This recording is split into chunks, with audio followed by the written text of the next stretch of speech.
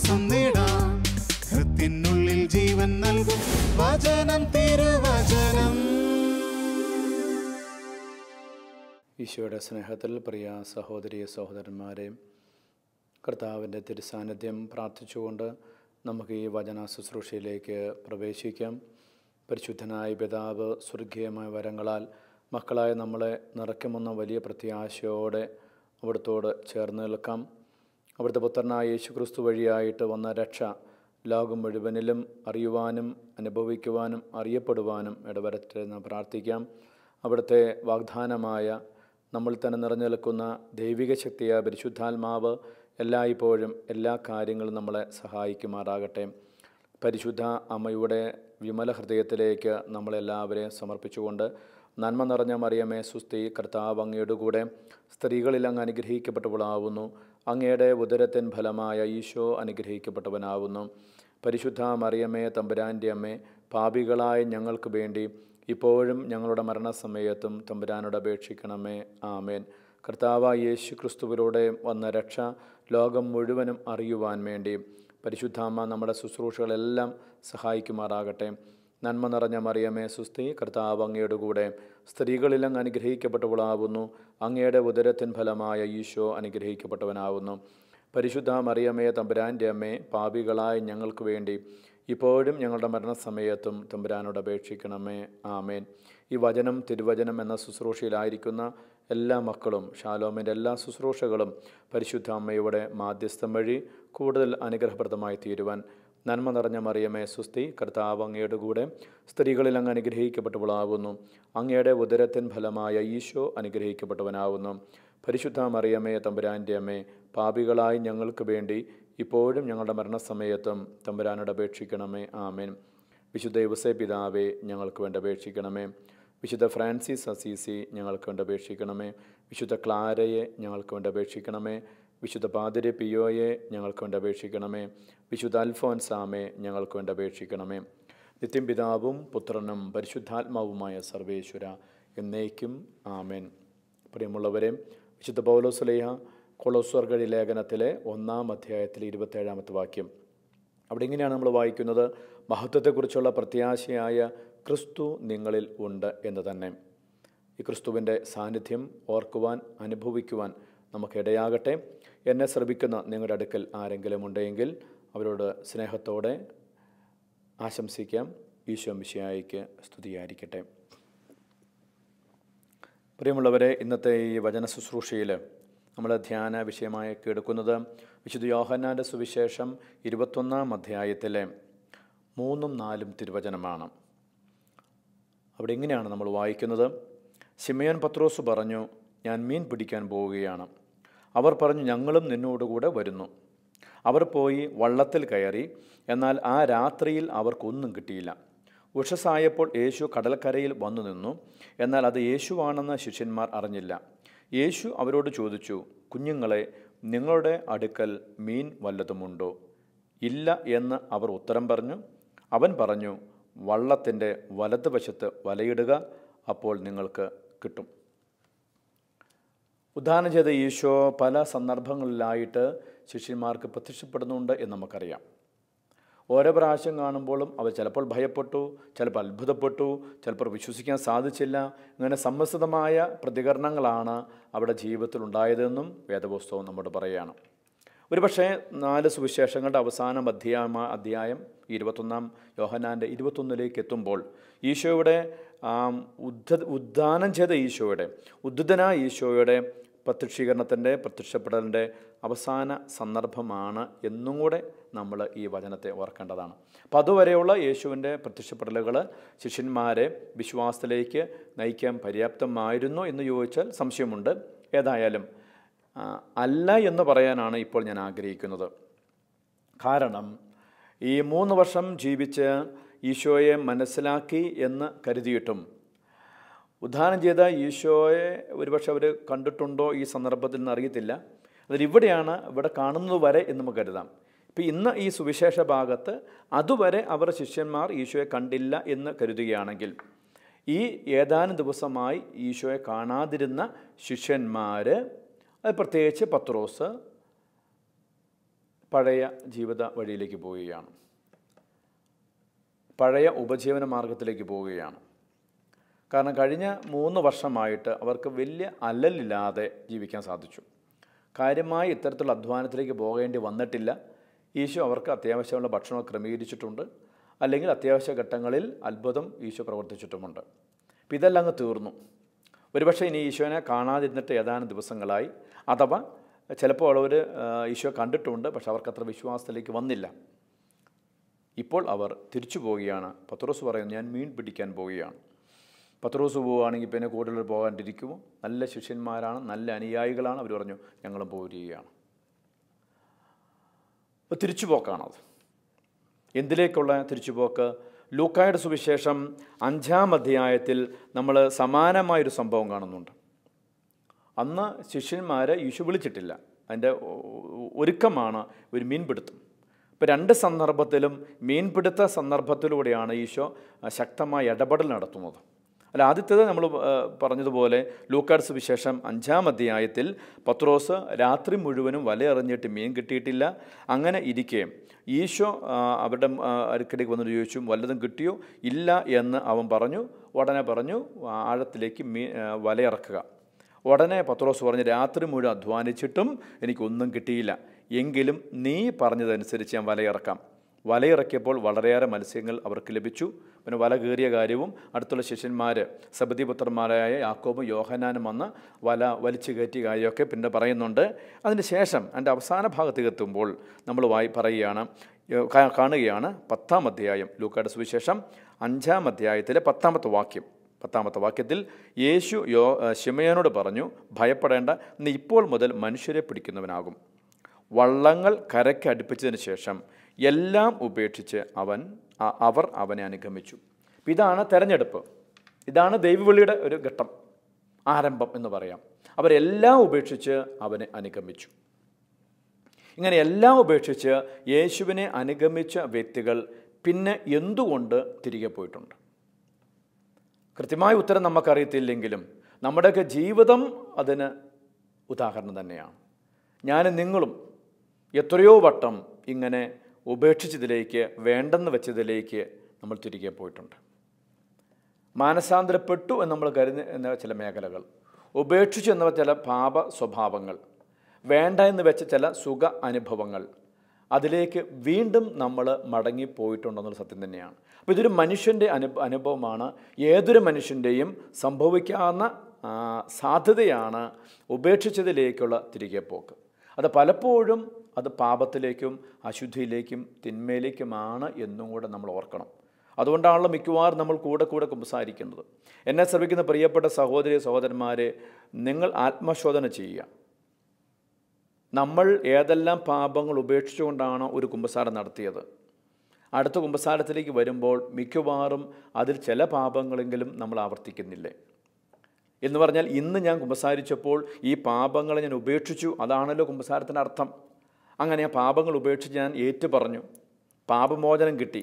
എന്നിട്ടും ഒരാഴ്ച കഴിയുമ്പോഴോ 2 ആഴ്ച കഴിയുമ്പോഴോ അല്ലെങ്കിൽ 1 മാസം കഴിയുമ്പോഴോ വീണ്ടും കുമ്പസാരിക്കുമ്പോൾ ഇതേ പാപങ്ങൾ എൻ്റെ ജീവിതത്തിൽ സംഭവിച്ചിട്ടുണ്ടെങ്കിൽ അതിൻ്റെ അർത്ഥം എന്താണ്? ഞാൻ ഉപേക്ഷിച്ചതിലേക്ക് വീണ്ടും പോയി എന്നുള്ളതാണ്. ഇത് മനുഷ്യൻ്റെ വളരെ സ്വാഭാവികം ആകാവുന്ന സാധ്യതയാണ്, അനുഭവമാണ്. ഈ ശിഷ്യന്മാരുടെ ജീവിതത്തിലും അത് സംഭവിച്ചിട്ടുണ്ട്. ഇനി അവിടെ നമ്മളെ അത്ഭുതപ്പെടുത്തുന്നൊരു കാര്യം, ഈശോ അടുക്കൽ വന്നിട്ട് അവരോട് ചോദിക്കുക, നിങ്ങളുടെ അടുക്കൽ മീൻ വല്ലതുമുണ്ടോ? കുഞ്ഞുങ്ങളെ, നിങ്ങളുടെ അടുക്കൽ മീൻ വല്ലതുമുണ്ടോ? എത്ര വാത്സല്യത്തോടെയാണ്, എത്ര സ്നേഹത്തോടെയാണ്, എത്ര അടുപ്പത്തോടെ ഈശോ ചോദിക്കുന്നത്, കുഞ്ഞുങ്ങളെ. എനിക്ക് തോന്നുന്നു മറ്റൊരു സ്ഥലത്തും അങ്ങനെ ഈശോ ആ വാക്ക് കാര്യമായിട്ട് ഉപയോഗിച്ചിട്ടില്ല. കുഞ്ഞുങ്ങളെ, നിങ്ങളുടെ പക്കൽ മീൻ വല്ലതുമുണ്ടോ? നിങ്ങൾ എന്ത് പണിയാണ് കാണിച്ചത്? ഇത്ര പെട്ടെന്ന് നിങ്ങൾ എന്നെ മറന്നുപോയോ? എന്നെ നിങ്ങൾക്ക് മനസ്സിലായില്ലേ? 3 വർഷം നമ്മൾ ഒന്ന് ജീവിച്ചതല്ലേ? എൻ്റെ അത്ഭുതങ്ങൾ കണ്ടതല്ലേ? എൻ്റെ അടയാളങ്ങൾ നിങ്ങൾ കണ്ടതല്ലേ? നിങ്ങൾ എന്നെക്കുറിച്ചൊക്കെ വലിയ കാര്യമായിട്ട് പറഞ്ഞതല്ലേ? എന്നിട്ട് നിങ്ങൾ ഇത്ര പെട്ടെന്ന് എന്നെ മറന്നുപോയോ എന്ന് പറഞ്ഞ് ഈശോ ശാസിക്കുന്നില്ല, ഈശോ ചോദ്യം ചെയ്യുന്നില്ല, ഈശോ സംശയിക്കുന്നില്ല. നിങ്ങളുടെ വിശ്വാസം ഇത്രയേ ഉള്ളൂ? ഇങ്ങനെയൊക്കെയാണ് ജീവിതം. പണ്ട് നിങ്ങളെല്ലാം ഉപേക്ഷിച്ചു എന്ന് പറഞ്ഞതല്ലേ? ഇങ്ങനെ ഒരു കുറ്റപ്പെടുത്തലുമില്ല. ഇത് നമ്മൾ ഓർക്കേണ്ടതാണ്. ഒരുപക്ഷെ നമ്മളോട് തന്നെ നമ്മൾ ചെയ്യുന്നത് ഈ കുറ്റപ്പെടുത്തലാണ്, ആവശ്യമില്ലാത്ത ചോദ്യം ചെയ്യലാണ്. ഒരുപക്ഷെ നിങ്ങളുടെ കുടുംബത്തിൽ നിങ്ങളുടെ പങ്കാളിയോ മക്കളോ നിങ്ങളുടെ സഹോദരങ്ങൾ ആരെങ്കിലും ഒരു ധ്യാനമൊക്കെ കൂടി ചില ദുശീലങ്ങളൊക്കെ ഉപേക്ഷിച്ചു, പിന്നെ എന്നെങ്കിലും അത് വീണ്ടും ആവർത്തിക്കപ്പെട്ടു എന്ന് കരുതുക.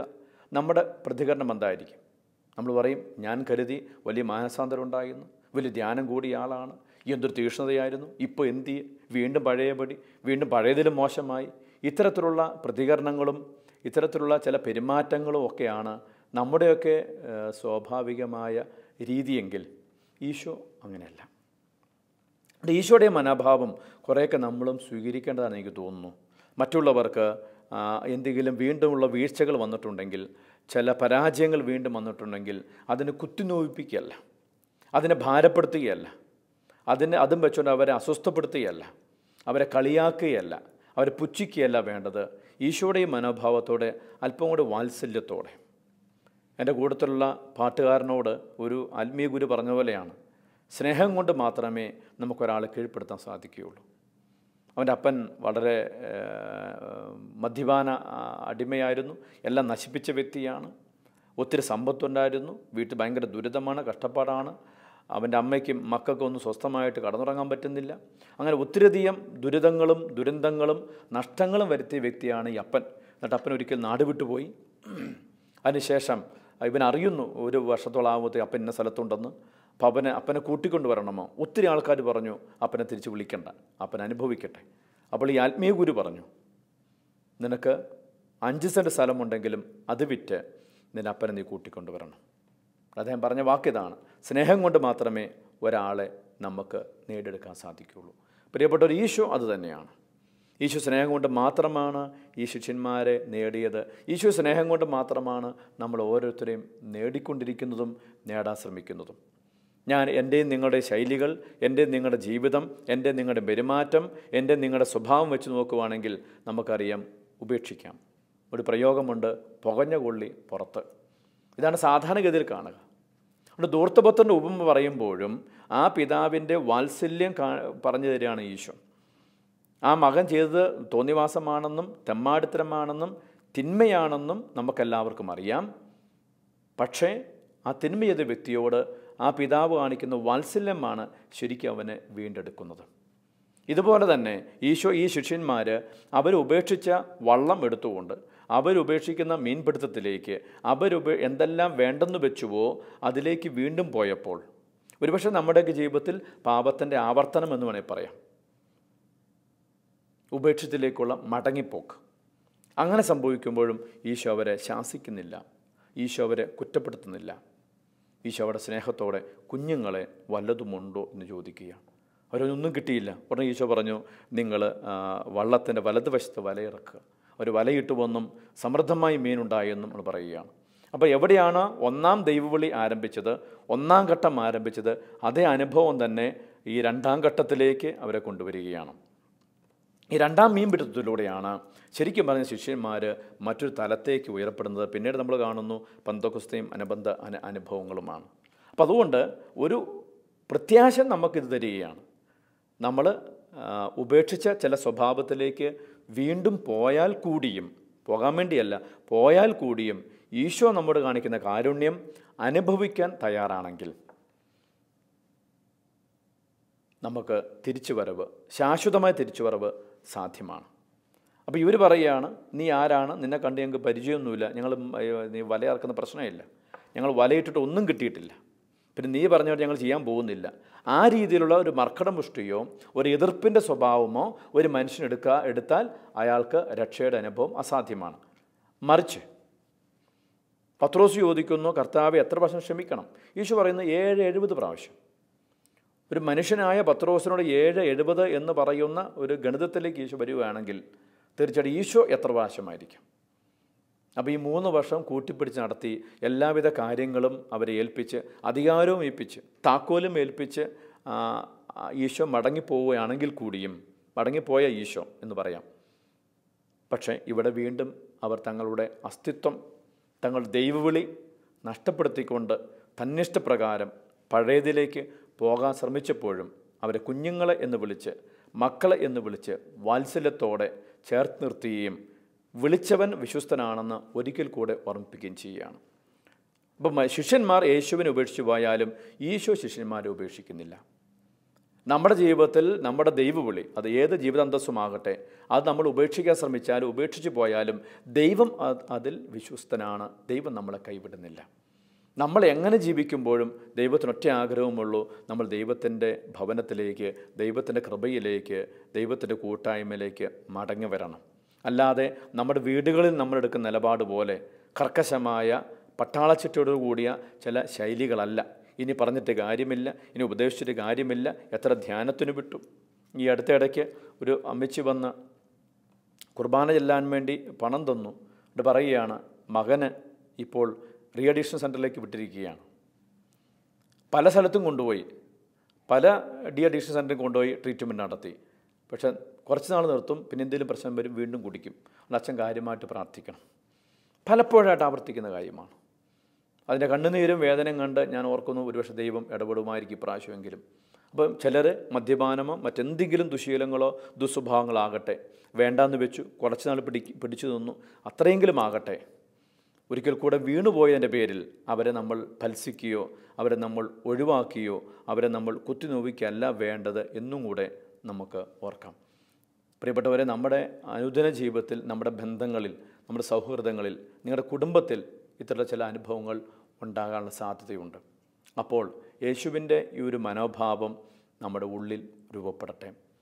ഒരാൾ തെറ്റിപ്പോയപ്പോൾ അയാളെ ഒഴിവാക്കാനുള്ള ശ്രമം വളരെ എളുപ്പമാണ്, നമുക്കറിയാം. എന്നാൽ ആ വ്യക്തിയെ തിരികെ കൊണ്ടുവരിക അത്ര എളുപ്പമുള്ള കാര്യമല്ല. പത്രോസ് ശ്ലീഹ പറയുന്നുണ്ട്, നിങ്ങളുടെ പ്രാർത്ഥന വഴിയായിട്ടും നിങ്ങളുടെ ശുശ്രൂഷ വഴിയായിട്ടും ഒരു പാപിയെ മാനസാന്തരത്തിലേക്ക് നയിക്കുവാണെങ്കിൽ അത് നിങ്ങളുടെ തന്നെ രക്ഷയ്ക്ക് കാരണമാകുന്നുണ്ട്. അപ്പോൾ ഈ ഒരു ബോധ്യത്തോടെ ഒരാളെ നമ്മൾ ഉപേക്ഷിക്കുകയല്ല, എന്നേക്കുമായിട്ട് തള്ളിക്കളയുകയല്ല, ഇനി ഒരു രക്ഷയുമില്ല, ഇനി എവിടെയും കൊണ്ടുപോകാനില്ല എന്ന രീതിയിലല്ല നമ്മളൊരു വ്യക്തിയോട് പെരുമാറേണ്ടത്. മറിച്ച് ആ വ്യക്തി വീണ്ടും വീണ്ടും പാപത്തിൻ്റെ അടിമത്വത്തിൽപ്പെടുന്ന വ്യക്തിയാണെങ്കിലും വീണ്ടെടുക്കുവാനുള്ള ഒരു ഉത്തരവാദിത്വം നമുക്കുണ്ട്. അത് പ്രാർത്ഥന വഴിയായിട്ട് തന്നെയാണ് എന്ന് നമ്മൾ മറന്നു പോകരുത്. അതുകൊണ്ട് നിരന്തരമായ പ്രാർത്ഥനയിലൂടെ നമുക്ക് ആ യേശുവിൻ്റെ ഈ ഒരു മനോഭാവം നമ്മുടെ ഹൃദയത്തിൽ രൂപപ്പെടുത്താവുന്നതാണ്, അഥവാ രൂപപ്പെടുത്തേണ്ടതാണ്. അപ്പോൾ യേശുവിൻ്റെ സൗഹൃദ വലയത്തിൽ നിന്നും യേശുവിൻ്റെ വിശുദ്ധമായ കൂട്ടായ്മയിൽ നിന്നും ഒരു വ്യക്തിയെപ്പോലും ഈശോ പറയുന്നുണ്ട്, അങ്ങ് തന്ന ഒരാൾ പോലും നഷ്ടപ്പെടാതിരിക്കുവാൻ, അഥവാ ആ ദുഷ്ടതയുടെ ഒരുവനൊഴികെ ബാക്കി ആരും നഷ്ടപ്പെടാതിരിക്കുവാൻ ഈശോ അത്യധികമായി പരിശ്രമിച്ചതുപോലെ അവസാന നിമിഷം പോലും ഈശോ ആ ഒരു കാരുണ്യമാണ് ഈ ശിഷ്യഗണത്തോട് കാണിക്കുന്നത്. ആ കരുണയുടെ ഒരല്പം നമ്മൾ മറ്റുള്ളവരോട് കാണിച്ചാൽ ഒരുപക്ഷെ നമ്മളെ വീണ്ടും വീണ്ടും ഉപദ്രവിക്കുന്ന വ്യക്തിയായിരിക്കാം. ഒരുപക്ഷെ നമ്മൾ എത്രമാത്രം ക്ഷമിച്ചിട്ടും നമ്മളെക്കുറിച്ച് അനാവശ്യം പറയുന്ന വ്യക്തിയായിരിക്കാം. ഒരുപക്ഷെ പലപ്പോഴും നമ്മളെ ആവർത്തിച്ച് പറ്റിക്കുന്ന ഒരു വ്യക്തിയായിരിക്കാം. ഒരുപക്ഷെ നമ്മളെക്കുറിച്ച് ഒത്തിരി അനാവശ്യങ്ങൾ പറഞ്ഞ് നമ്മുടെ സൽപ്പേര് നശിപ്പിക്കുന്ന വ്യക്തിയായിരിക്കാം. ഒരുപക്ഷെ നമ്മുടെ കുടുംബത്തിൻ്റെ സ്വസ്ഥതയും സമാധാനവും ഭദ്രതയും കളയാൻ ശ്രമിക്കുന്ന, വീണ്ടും വീണ്ടും ശ്രമിക്കുന്ന വ്യക്തിയായിരിക്കാം. അപ്പോഴും ഈശോയുടെ ഈ മനോഭാവം, കുഞ്ഞുങ്ങളെ എന്ന് വിളിച്ചുള്ള ആ ഒരു സമീപനം, അവരെ കുറ്റപ്പെടുത്താതെ, അവരെ കളിയാക്കാതെ, അവരെ അപമാനിക്കാതെ, അവരെ അധിക്ഷേപിക്കാതെ, അവരെ കുറച്ചും കൂടെ സ്നേഹത്തിലേക്ക് വീണ്ടെടുക്കാനുള്ള പരിശ്രമത്തിലേക്ക് ആണ് നമ്മളും ചെയ്യേണ്ടത് എന്ന് എനിക്ക് തോന്നുന്നു. നമ്മൾ ചില വ്യക്തികൾക്ക് വേണ്ടി പ്രാർത്ഥിച്ചിട്ടുണ്ട്, ചില വ്യക്തികൾ വീണ്ടെടുക്കാൻ വേണ്ടി ശ്രമിച്ചിട്ടുണ്ട്, അതിനുവേണ്ടി നമ്മൾ ഒത്തിരി അധ്വാനിക്കുന്നുണ്ട്. അല്പം വിജയം നമ്മൾ നേടി, അപ്പോഴാണ് വീണ്ടും അയാൾ പഴയ പാപത്തിലേക്കോ പഴയ സ്വഭാവത്തിലേക്കോ പഴയ രീതിയിലേക്കോ ഇറങ്ങിപ്പോകുന്നതോ തിരികെ പോകുന്നതോ. അപ്പോൾ നമ്മൾ എന്നേക്കുമായിട്ട് നിർത്തിപ്പോകരുതെന്നാണ് ഞാൻ പറഞ്ഞതിനർത്ഥം. ഒരു 100 മീറ്റർ ഓട്ട മത്സരം നടക്കുന്നു. ഒരു കുട്ടി ആദ്യത്തെ 50 മീറ്റർ നല്ല സ്പീഡിലോടി 1ാം സ്ഥാനത്തോടി. പിന്നീട് അവൻ ഓട്ടം നിർത്തി. ഓട്ടം നിർത്തിയാൽ ഒരിക്കലും ആ വ്യക്തിക്ക് സമ്മാനം കിട്ടാൻ പോകുന്നില്ല. ഒരു പക്ഷെ അവൻ ഓടി അവസാനമാണ് എത്തിയെങ്കിൽ കൂടിയും ചിലപ്പോൾ ബാക്കി എല്ലാവരും ഡിസ്ക്വാളിഫൈഡ് ആണെങ്കിൽ ഒരുപക്ഷെ ഈ വ്യക്തിക്ക് സമ്മാനം കിട്ടും. ഒരു വ്യക്തി പരീക്ഷയ്ക്ക് ക്ലാസ്സിൽ നന്നായിട്ട് പഠിച്ചു, അവസാന പരീക്ഷ എഴുതിയില്ല, സ്വാഭാവികമായിട്ട് ആ വ്യക്തി വിജയിക്കുക അസാധ്യമാണ്. ആകെ പരീക്ഷ, അവസാന പരീക്ഷ എത്ര വിഷമമാണെങ്കിലും ഒരുപക്ഷെ മാർക്ക് വളരെ കുറവാണെങ്കിലും പരീക്ഷ എഴുതിയാൽ മാത്രമാണ് ആ വ്യക്തിക്ക്, ഈ ഫിനിഷിംഗ് പോയിൻ്റ് എത്തിയാൽ മാത്രമാണ് ആ വ്യക്തിക്ക് എന്തെങ്കിലും സമ്മാനം കിട്ടാനുള്ള സാധ്യതയുള്ളൂ. എന്ന് പറഞ്ഞതുപോലെ നമ്മളൊരു വ്യക്തിയുടെ മാനസാന്തരത്തിന് വേണ്ടി, അത് വ്യക്തി ചിലപ്പോൾ നിങ്ങളുടെ ജീവിത പങ്കാളിയായിരിക്കാം, ചിലപ്പോൾ മക്കളായിരിക്കാം, ചിലപ്പോൾ മാതാപിതാക്കളോ സഹോദരങ്ങളോ അയൽക്കാരോ സുഹൃത്തുക്കളോ ആരുമാകട്ടെ, ഒരു വ്യക്തിയുടെ നന്മയ്ക്ക് വേണ്ടി, ഒരു വ്യക്തിയുടെ വിശുദ്ധീകരണത്തിന് വേണ്ടി, ഒരു വ്യക്തിയുടെ മാനസാന്തരത്തിന് വേണ്ടി നമ്മൾ പ്രാർത്ഥിക്കാൻ തുടങ്ങിയെങ്കിൽ നമ്മൾ അതിൻ്റെ അങ്ങേയറ്റം വരെ പോവുക, അവസാനം വരെ. ഒന്നെങ്കിൽ ആ വ്യക്തി മാനസാന്തരപ്പെടുന്നത് വരെ, ഇല്ലെങ്കിൽ നമ്മുടെ മരണം വരെ. ഈ രണ്ട് സാധ്യതയുള്ളൂ. ഒന്നെങ്കിൽ ആ വ്യക്തി മാനസാന്തരപ്പെടണം, ഇല്ലെങ്കിൽ എൻ്റെ മരണം വരെ ഞാൻ പ്രാർത്ഥിച്ചുകൊണ്ടിരിക്കുന്നു. അതിൻ്റെ ഫലം എന്തെങ്കിലും സംഭവിച്ചിരിക്കും. കാരണം ഞാൻ തുടങ്ങിയത് ഞാൻ ഇടയ്ക്ക് വെച്ച് നിർത്തിപ്പോകാനുള്ളതല്ല. അതുകൊണ്ട് ഈശോ ഈ ശിഷ്യന്മാരെ വിളിച്ചത് ഈ ഭൂമിയിൽ ഈശോയുടെ കൂടെ 3 വർഷം ജീവിക്കാൻ വേണ്ടി ആയിരുന്നില്ല. മറിച്ച് തനിക്ക് ശേഷവും തൻ്റെ ദൗത്യം ഈ ഭൂമിയിൽ തുടരുക എന്ന വലിയ ഉത്തരവാദിത്വമുണ്ടായിരുന്നു. ആ ഉത്തരവാദിത്തത്തിൽ നിന്നാണ് ഈ ശിഷ്യന്മാർ പഴയ സ്വഭാവത്തിലേക്ക്, പഴയ രീതിയിലേക്ക്, മീൻപിടുത്തത്തിലേക്ക് മടങ്ങിപ്പോയതെങ്കിൽ, അന്ന് ആദ്യത്തെ ദൈവവിളിയുടെ സന്ദർഭത്തിൽ എല്ലാം ഉപേക്ഷിച്ച് മനുഷ്യരെ പിടിക്കുന്നവരാക്കാം എന്ന് പറഞ്ഞപ്പോൾ വള്ളവും അനുബന്ധ കാര്യങ്ങളും എല്ലാം ഉപേക്ഷിച്ച് യേശുവിനെ അനുഗമിച്ചവർ, അവൻ്റെ ദൗത്യം ഏറ്റെടുത്തവർ, അവൻ്റെ അവകാശങ്ങൾ ഈ ഭൂമിയിൽ സ്വന്തമാക്കിയവർ, അതിൻ്റെ അധികാരം കൈമാറ്റം ചെയ്യപ്പെട്ടവർ, പിന്നീട് അതെല്ലാം വേണ്ടെന്ന് വെച്ച് പഴയതിലേക്ക് പോകാൻ ശ്രമിച്ചപ്പോൾ ഈശോ സമ്മതിച്ചില്ല. കാരണം ഈശോ ആരംഭിച്ചത് അതിൻ്റെ വിജയത്തിലേക്ക് എത്തുവാൻ വേണ്ടി, അതിൻ്റെ പൂർണ്ണതയിലേക്ക് എത്തുവാനുള്ള ആഗ്രഹം ഈശോയ്ക്കുണ്ടായിരുന്നു. അപ്പോൾ ഞാൻ ആരംഭിച്ചത്, ഞാൻ ശ്രമിക്കുന്നതിൻ്റെ പൂർണ്ണതയിൽ എത്തണമെന്ന് എനിക്ക് ആഗ്രഹമുണ്ടെങ്കിൽ ഞാൻ വിട്ടുവീഴ്ച ചെയ്യും. ഒരു കുടുംബനാഥൻ ആ കുടുംബത്തെ നാഥൻ എന്ന നിലയിൽ ആ കുടുംബത്തെ ഏറ്റവും നല്ല രീതിയിൽ സന്തോഷകരമായ രീതിയിൽ മുന്നോട്ട് കൊണ്ടുപോകണമെന്ന് ആഗ്രഹിക്കുന്ന വ്യക്തിയാണെങ്കിൽ വിട്ടുവീഴ്ച ചെയ്യും. ഒരു കുടുംബനാഥ അമ്മയെന്ന നിലയിൽ, ഭാര്യ എന്ന നിലയിൽ, ആ കുടുംബത്തിൽ ഉത്തരവാദിത്തം ഏറ്റെടുത്ത വ്യക്തി എന്ന നിലയിൽ ആ കുടുംബത്തിൽ സൗഭാഗ്യവും സമാധാനം ഉണ്ടാകാൻ വേണ്ടി എന്ത് വിട്ടുവീഴ്ചയും ചെയ്യും.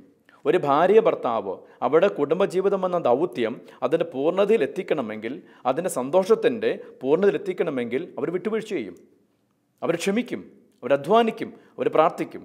അപ്പോൾ ഞാൻ ഏറ്റെടുത്ത ദൗത്യം വിജയിക്കാൻ എനിക്ക് ആഗ്രഹമുണ്ടെങ്കിൽ അതിനുവേണ്ടി എന്തും ചെയ്യാൻ ഞാൻ മടിക്കുകയില്ല.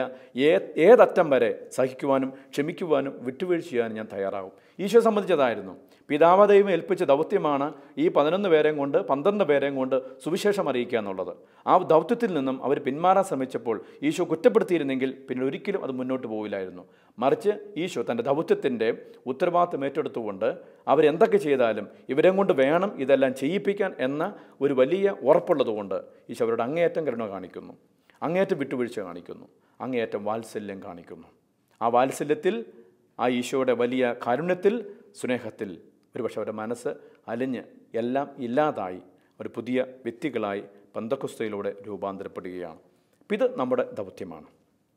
കുടുംബത്തിൻ്റെ ഉത്തരവാദിത്വ നിലയിൽ നമ്മൾ ഏതെല്ലാം ശുശ്രൂഷയാണ് പഠിപ്പിക്കുന്ന ഒരു അധ്യാപകൻ എന്ന ഒരു വ്യക്തി എന്ന നിലയിൽ ആ ക്ലാസ്സിലെ കുട്ടികൾ വിജയിക്കണമെന്ന് ആഗ്രഹമുള്ളപ്പോൾ അവിടെ അങ്ങേയറ്റ ഔദാര്യം കാണിച്ചുകൊണ്ട്, ക്ഷമ കാണിച്ചുകൊണ്ട് ആ മക്കളെ പഠിപ്പിക്കും. ഒരു സ്ഥാപനത്തിൻ്റെ ഉത്തരവാദിത്തമുള്ള വ്യക്തിയാണെങ്കിൽ, അധികാരിയാണെങ്കിൽ ആ സ്ഥാപനം ഏറ്റവും നല്ല രീതിയിൽ വിജയകരമായ രീതിയിൽ മുന്നോട്ട് പോകണമെന്ന് ആഗ്രഹിക്കുവാണെങ്കിൽ ആ വ്യക്തി വിട്ടുവീഴ്ച ചെയ്യും. അവരവിടെ ഉള്ളവരെ, കുട്ടികളെ കുറ്റപ്പെടുത്തി, സഹപ്രവർത്തകരെ കുറ്റപ്പെടുത്തി, അധികാരികളെ കുറ്റപ്പെടുത്തിയാണ് ജീവിക്കുന്നതെങ്കിൽ ഒരിക്കലും അവിടെ വിജയം ഉണ്ടാകുകയല്ല. ഒരു സ്ഥാപനത്തിൻ്റെ ഉടമ ആ ജോലിക്കാരെ, തൊഴിലാളികളും കുറ്റപ്പെടുത്തിയും അധിക്ഷേപിച്ചും അവരുടെ കുറവുകളെല്ലാം നിരത്തിക്കൊണ്ടാണ് ജീവിക്കുന്നതെങ്കിൽ ഒരിക്കലും അത് പുരോഗതി പ്രാപിക്കുകയല്ല. അപ്പോൾ അതുകൊണ്ട് ഈശോ തൻ്റെ ഈ സംഘത്തെ, ഈ 12 അംഗ സംഘത്തെ വീണ്ടും എടുത്ത് തൻ്റെ ദൗത്യത്തിലേക്ക്, അതിൻ്റെ പൂർണ്ണതയിലേക്ക്, ലക്ഷ്യത്തിലേക്ക് എത്തിക്കാൻ വേണ്ടി ചെയ്ത ആ വിട്ടുവീഴ്ച നമ്മുടെ അനുദിന ജീവിതത്തിൽ മറ്റുള്ളവരോടും കാണിക്കേണ്ടതാണ്. അല്പവാത്സല്യത്തിൻ്റെയും സ്നേഹത്തിൻ്റെയും നന്മയുടെയും പങ്കുവെക്കലിൻ്റെയും മുമ്പിൽ തീരാത്ത കുറവുകളൊന്നും മറ്റുള്ളവരിലില്ല. നമുക്കത് നേടിയെടുക്കാൻ സാധിക്കും. നിൻ്റെ കുടുംബത്തിൽ നിനക്ക് നേടിയെടുക്കാൻ സാധിക്കും, നിൻ്റെ സമൂഹത്തിൽ നേടിയെടുക്കാൻ സാധിക്കും, നിൻ്റെ ശുശ്രൂഷയിൽ അനേകരെ നേടിയെടുക്കാൻ സാധിക്കും. യോഹന്നാൻ്റെ സുവിശേഷം 21:4-ലും 5-ലും കാണുന്ന ഈശോയെ നമ്മൾ സ്വീകരിക്കുകയാണെങ്കിൽ നല്ല കൃപ ഈശോ നമുക്ക് തരട്ടെ എന്ന് പ്രാർത്ഥിച്ചുകൊണ്ട് ദൈവം നമ്മളെ അനുഗ്രഹിക്കട്ടെ. ആമേൻ.